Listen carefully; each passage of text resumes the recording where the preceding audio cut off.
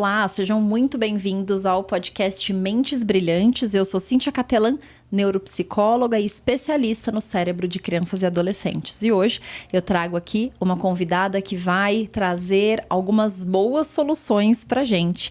Ju Romantini, obrigada por ter vindo. Obrigada a você pelo convite e por estar falando desse tema tão importante nos dias de hoje. Sim. Que é um caminho para a paz, né? Mas não a paz mundial. Talvez a paz dentro de nós que vai refletir com certeza na paz mundial. Com certeza. A Ju é treinadora física e mental, criadora da metodologia prática integral e certificada em medicina de estilo de vida pela Universidade de Harvard. Teu trabalho vem trazendo muito esse olhar para o indivíduo. E no nosso episódio anterior, nós falávamos sobre a importância da prática de mindfulness, que faz parte da sua metodologia, né? O quanto isso pode favorecer relacionamento de pais e filhos. Você é treinadora de adultos, eu sou neuropsicóloga de crianças e adolescentes, e a gente foi entendendo o quanto o nosso trabalho se complementa justamente porque Sim. Crianças e adolescentes com pais regulados são crianças e adolescentes regulados, né? Então, entendemos o mindfulness como uma ferramenta de autorregulação para esses adultos contagiarem seus filhos, né, Ju? Exatamente.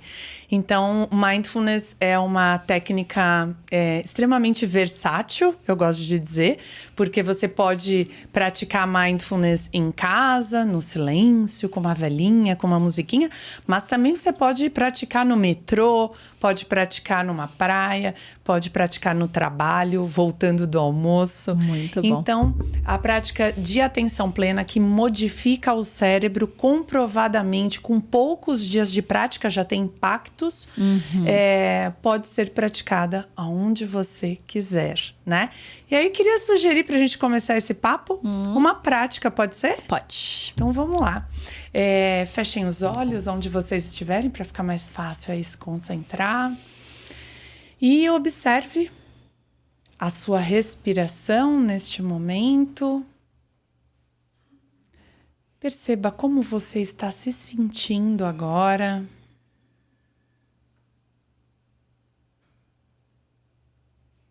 Vá mergulhando aí num estado de autoobservação e percebendo sons e ruídos ao seu redor,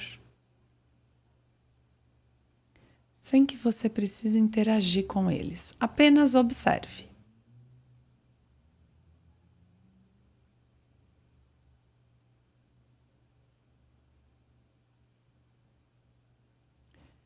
Perceba a posição que você está, de pé ou sentado.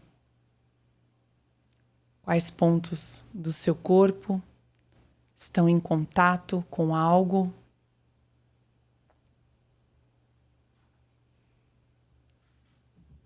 E perceba os seus pensamentos.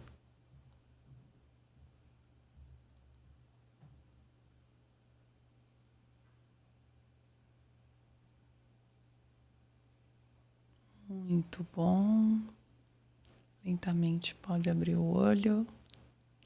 1 minutinho de mindfulness. Eu quero mais. 1 minuto já é tão poderoso, né? Meu Deus do céu. Muito. E Muito. às vezes a gente passa o dia, chega exausto e a gente nem se deu conta do que minou tanto a nossa energia, né? E esses pais chegam no final do dia, né, atropelando as suas questões orgânicas, sem pausas, sem autopercepção, né? E aí se dão conta que lá estão os seus filhos, né? Também com suas questões.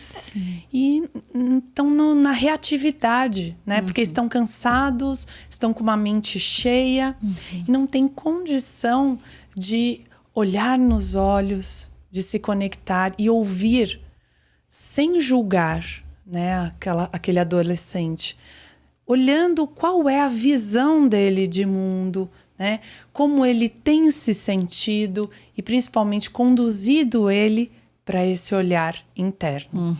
Então, Cíntia, é de um valor tão grande para que esses pais primeiro se auto-observem, né? Porque observar e julgar o outro é tão fácil, né? Mas e quando eu me percebo? Querer que os nossos filhos mudem hábitos é tão fácil, né? E eu mudar um hábito, e eu mudar um hábito mental. Sim, né? Sim.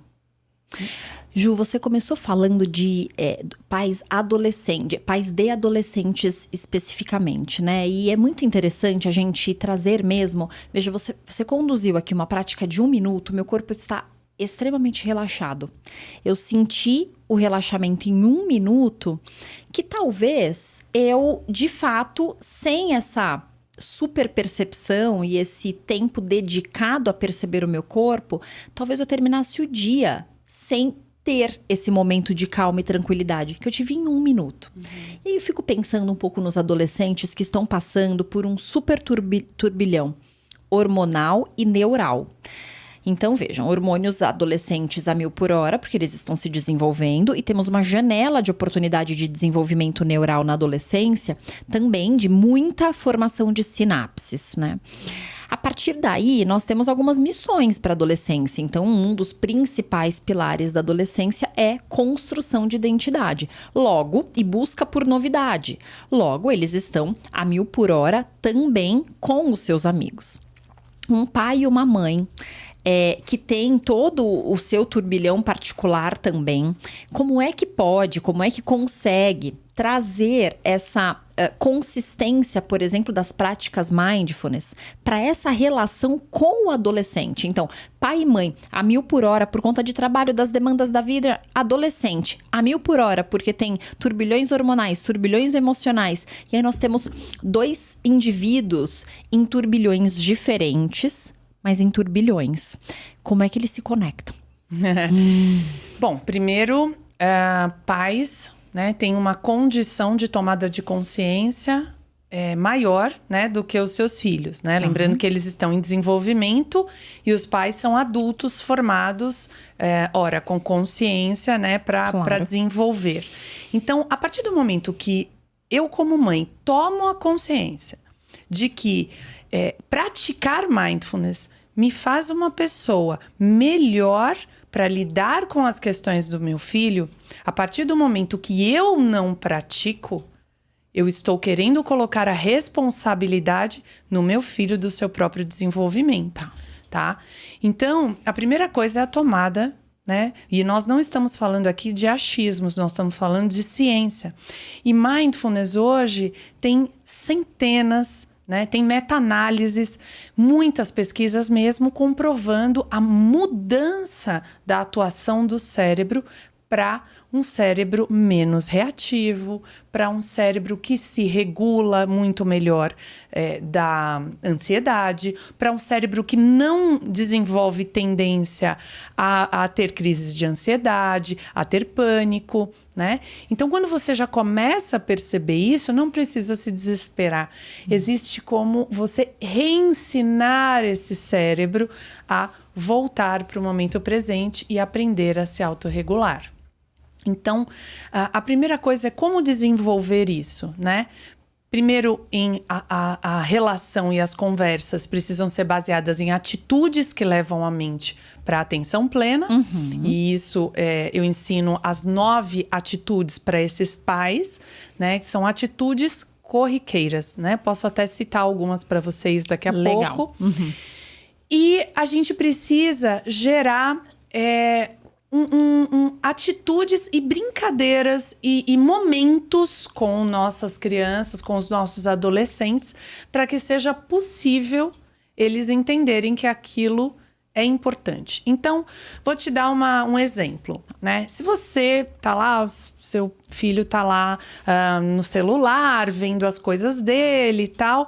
Se você chegar e falar, filho, desliga o celular, agora nós vamos fazer uma prática de meditação. Faz bem pro seu cérebro, é ótimo. Você vai ver, a história de ansiedade vai passar. Muito provável não que conectou, ele... né? Não conecta, Claro. não quero, não vou, Claro. Acabou. Agora, se você deita do lado, né? E começa a mexer e massagear o pé dele, né? Pode ser até com um creminho e tal. E massageia. Fala, minha mão tá gelada? Tá gelado? E aí você vai perguntando, você tá sentindo o pé? Tá gelado? Faz cócega? E a criança ou adolescente vai colocar consciência no pé. E aí, posso fazer agora na panturrilha? Vou fazer agora aqui na panturrilha, né? Eu tenho um adolescente em casa. E aí, muito provável que... Ai, mãe, tá uma delícia. Faz mais, vai subindo. Ou pode ser que um dia ele fale... Ai, mãe, não quero. Não quero agora. E tá tudo bem. Mas se esse adolescente falar... Nossa, que gostoso. Tá gostosa essa massagem.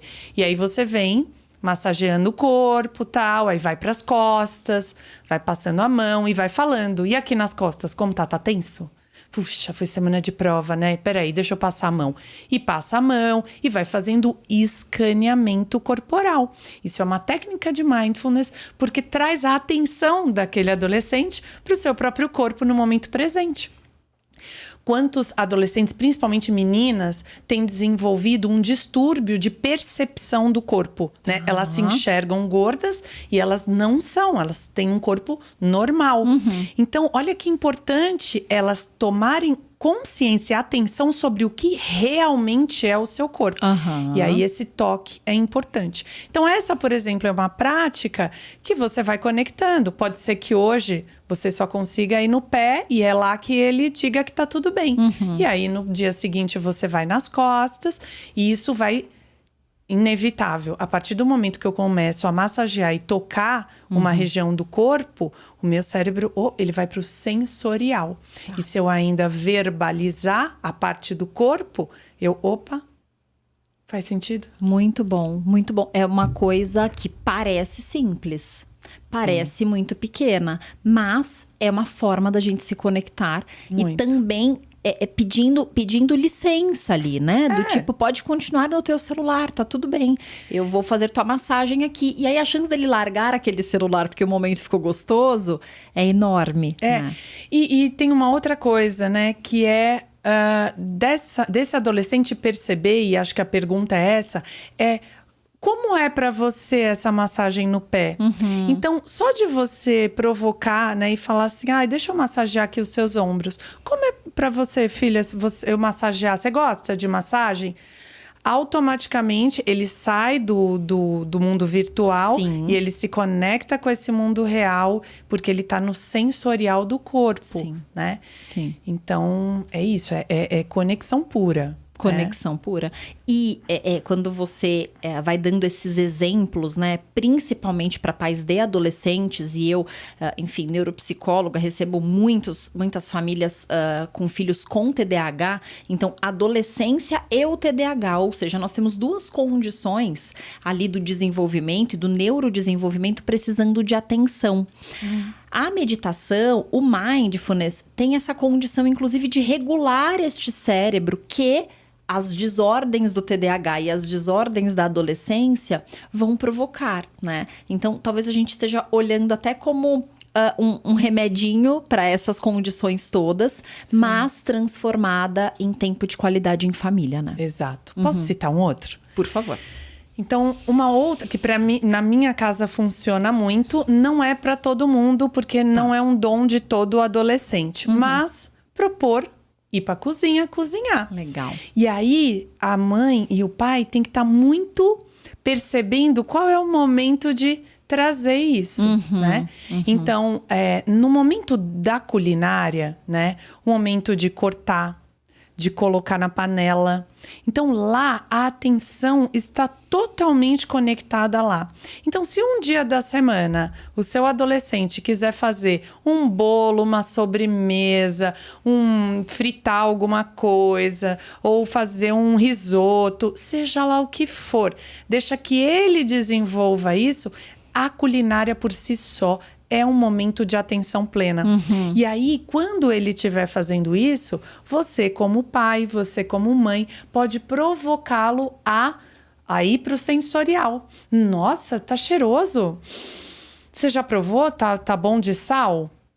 E aí, o que isso está acontecendo? A gente está estimulando o cérebro para o sensorial. É muito triste, sim, mas a gente está deixando de sentir.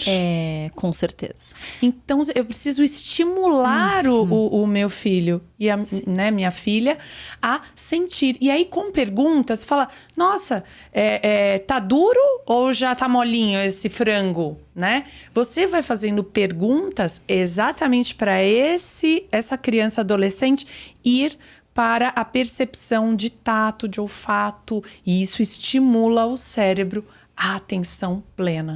Sai do piloto automático, né, Ju? Total. Cozinhar é sair do piloto automático, né? Se estivermos atentos. Se estivermos atentos.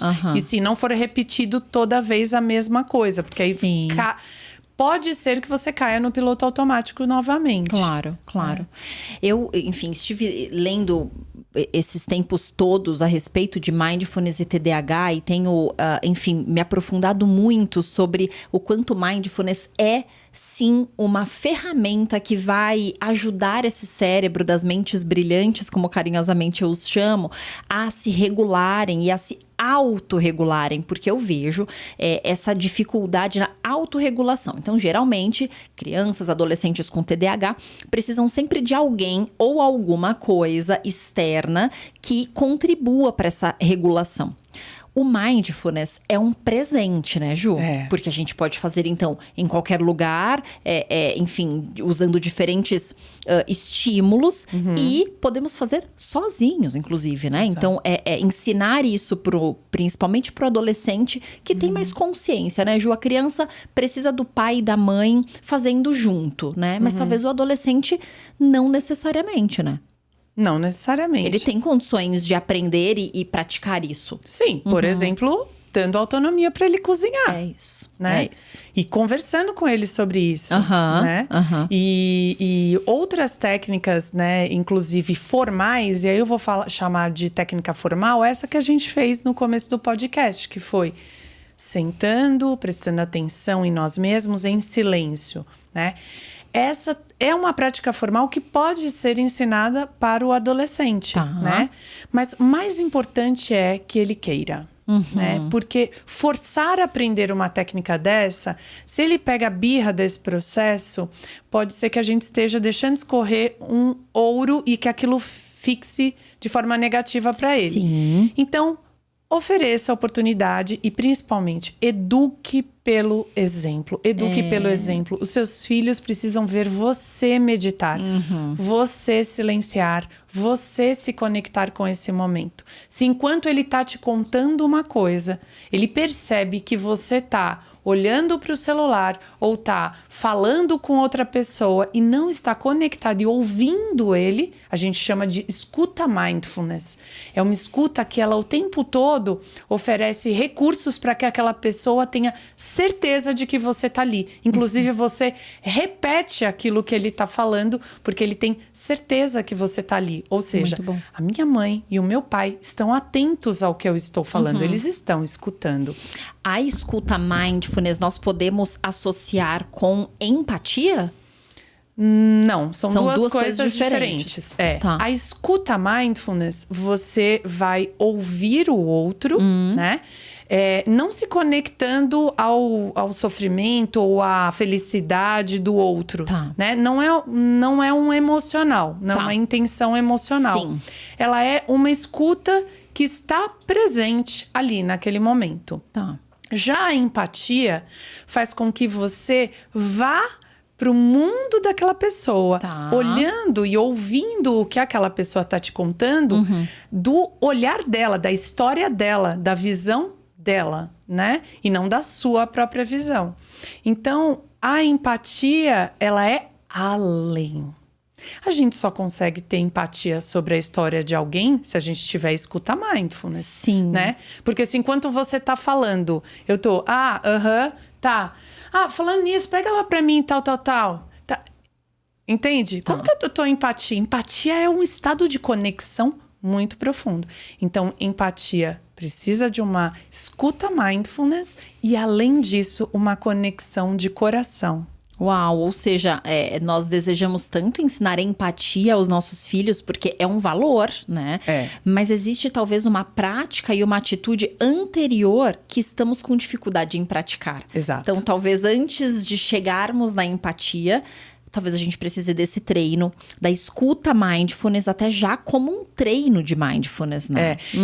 Inclusive, a escuta mindfulness, ela faz com que você dê sinais físicos. Então, por exemplo, eu tô aqui falando com você, você está sinalizando com um sim, você está entendendo. Você não falou sim, mas você... então, isso é um sinal de conexão, de que você está muito aqui neste momento, né? Então, a partir do momento que você pensa em outra coisa e o seu corpo sinaliza que você está em outro lugar, eu também perco essa relação de confiança. Porque eu falo, poxa, tô aqui contando uma coisa tão importante para mim e tá claro ali que meu pai não tá aqui.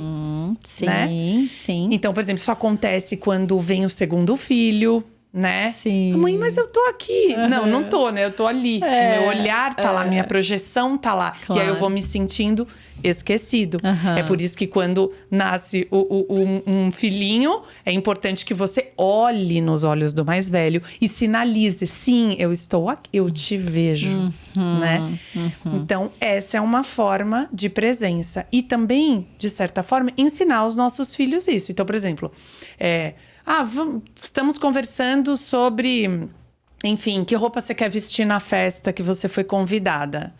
Mãe, então, sei, tava pensando. E começa a olhar pro celular e rir. Aí você vira e fala, tô te ouvindo.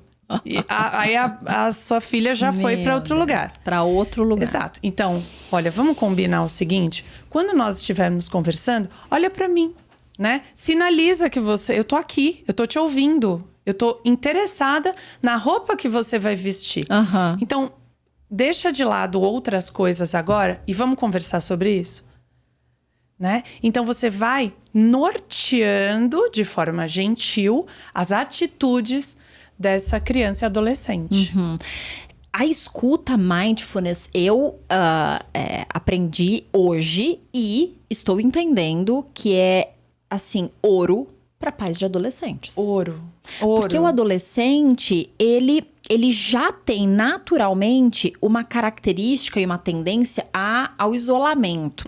E aí os pais, obviamente, vão de alguma forma olhar para esse adolescente como, bom, ele não quer ficar com a gente, paciência, então deixa ele lá. Só que quando ele se aproxima, não tem a escuta mindfulness. Isso. Logo, se ele não é ouvido, para que ele vai falar? Não vai ter a segunda vez. Sim. Se ele sai do quarto e ele não é percebido, para que ele vai sair? Então, nem preciso tentar, né? Não vou me dar ao trabalho de.